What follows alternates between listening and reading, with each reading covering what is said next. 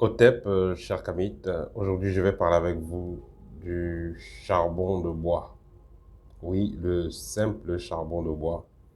Le charbon de bois, il va être utilisé pour avoir une aide importante au niveau clinique, mais également au niveau spirituel. Le charbon de bois, comme je l'ai dit dans une vidéo, je parlais de l'empoisonnement des poisons. Le charbon de bois peut être comestible si vous êtes victime d'une intoxication alimentaire ou d'un empoisonnement.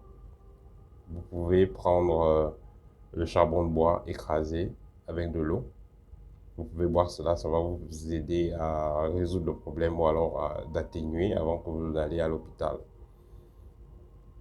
Au niveau spirituel, le charbon contient les énergies de la terre.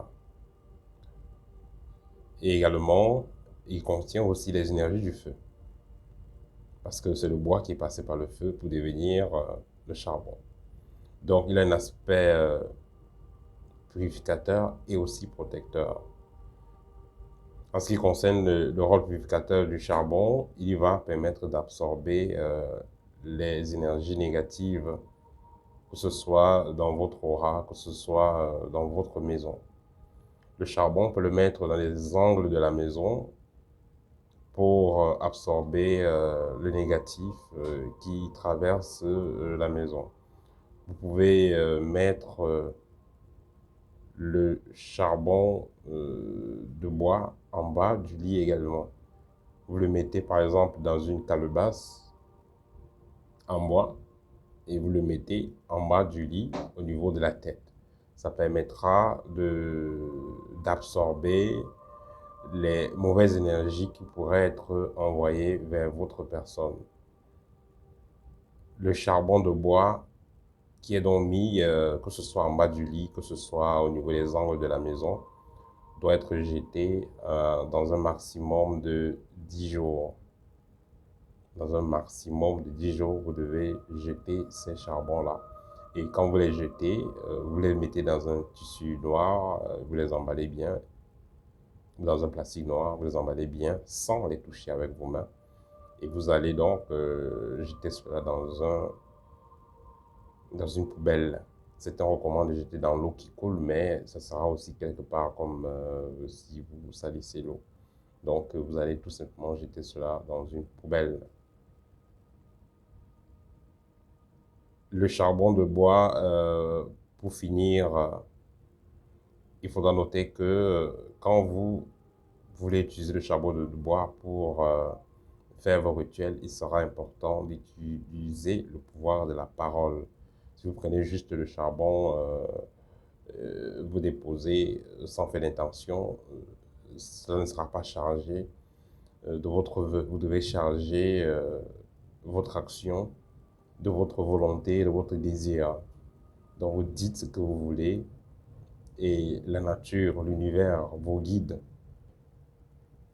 vont vous aider à réaliser ce que vous voulez au travers de ce charbon. Donc c'est comme ça que vous donnez dans le pouvoir à ce charbon-là. C'est vrai qu'il en a déjà, mais en fait vous l'activez et vous l'orientez dans ce que vous désirez. Vous pouvez, dans certains cas, si vous avez pris le charbon, le laver avant de l'utiliser. Il n'y a rien de mauvais en ça. Parce que ça va permettre quand même d'enlever un peu de poussière. Parce que si vous avez les tapis chez vous et vous mettez directement les morceaux de charbon, c'est clair que ça peut salir. Mais si vous passez un peu ces charbons-là dans de l'eau, après vous les séchez, ils vont agir correctement. Et aussi, le charbon, vous pouvez amplifier sa puissance en le mettant sous le soleil. Le charbon qui est mis sous le soleil sera très bien préparé pour les rituels de protection. Vous avez laissé le charbon au soleil, en plein soleil, pendant quelques heures.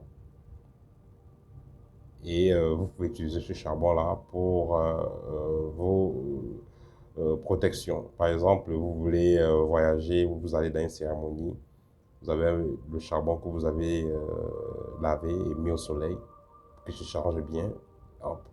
Et ensuite, vous le mettez dans votre poche ou dans votre sac ou dans votre voiture où vous voulez. Ça va vous permettre d'avoir une excellente protection pendant votre déplacement. Ça, c'était le partage pour aujourd'hui. Vous êtes intéressé par des consultations spirituelles, scanners spirituels, vous êtes intéressé par nos formations ou par l'un de mes livres ou Art erroné, contactez-moi, je mettrai mon numéro en bas de description de cette vidéo. Au TEP et à très bientôt.